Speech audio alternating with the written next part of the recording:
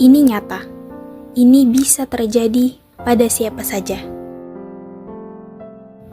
Tidak semua kekerasan disuarakan. Kamu tidak sendirian.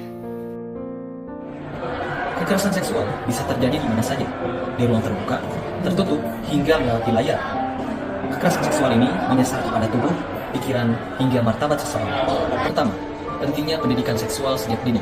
Pendidikan seksual bukanlah ajaran yang menyimpang, melainkan ini merupakan langkah perlindungan.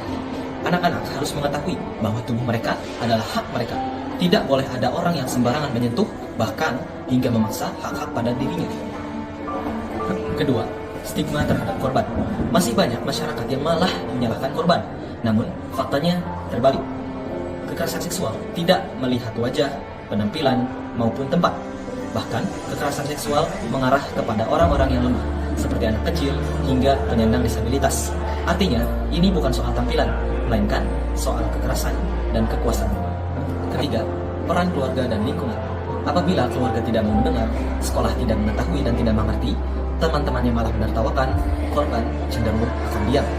Disinilah kita semua harus mengambil peran untuk jadi bagian dalam perubahan. Keempat, mahasiswa dan generasi Z sebagai agen perubahan. Mahasiswa hari ini memiliki kekuatan digital, suara komunitas, hingga jejaring sosial yang cukup luas. Jadilah tempat aman bagi teman-teman. Percayai, dengarkan, dan dampingi.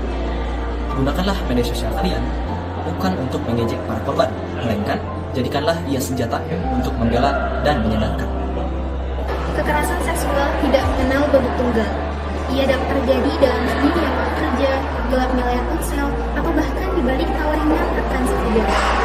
Tidak selalu ada luka fisik yang tampak, tetapi selalu ada luka psikologis yang mendalam.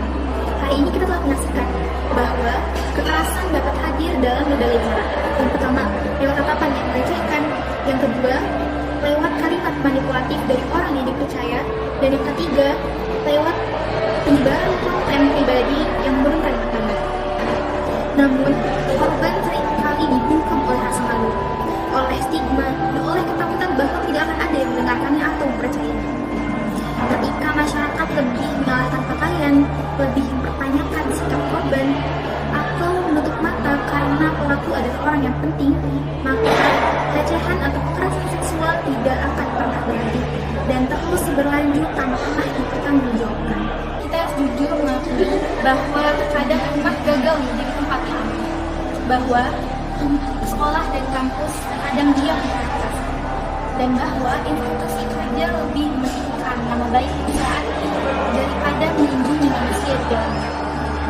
Itulah sebabnya pendidikan sejak dini sangat penting, bukan untuk merusak, tapi untuk membangun kesadaran. Jangan hanya menjaga atau melindungi anak perempuanmu, tetapi pendidikan juga anak laki-laki. Setiap tubuh mempunyai batasan. Persetujuan adalah hal yang wajib, dan juga kekerasan adalah sesuatu yang tidak dapat ditoleransi dalam bentuk apapun. Allah Subhanahu wa Ta'ala berfirman dalam Al-Quran yang artinya, barang siapa yang menyelamatkan satu nyawa, maka dia telah menyelamatkan seluruh manusia. Quran Surat Al-Maidah ayat 30. Kita bisa menjadi penyelamat untuk diri kita, untuk teman kita, dan untuk mereka yang belum berani untuk bersuara.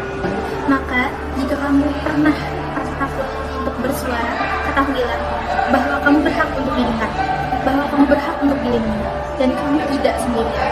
Dan jika kamu tidak pernah menjadi korban, maka jadilah pihak yang dilindungi. Perubahan besar tidak harus dimulai oleh demonstrasi yang besar. Terkadang, ia dimulai dari kalimat sederhana. Aku percaya kamu, aku dibuat. Tubuhku bukan milikmu, bukan salahmu, dan juga bukan karena baju. Satu aksi, selamatkan banyak korban. Ruang aman itu kita yang ciptakan. Bicara, dengar, lindungi.